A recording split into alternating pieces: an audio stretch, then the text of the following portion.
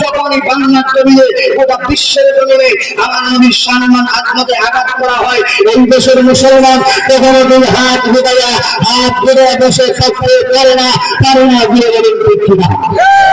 আল্লাহ তৌফিক দান করেন। আজকের মাহফিলে প্রধান অতিথি যে ভারত থেকে আগত কারি মাওলানা আলী আহমদ সাবিরি হুসাইন সাহেব আমাদের আজি আমরা খুশি লাগবে স্যার, আর বলেন খুশি লাগবে যা এটা থাকবে তাকবীর ওয়ারে তাকবীর ওয়ারে ইসলাম ওয়ারে ইসলাম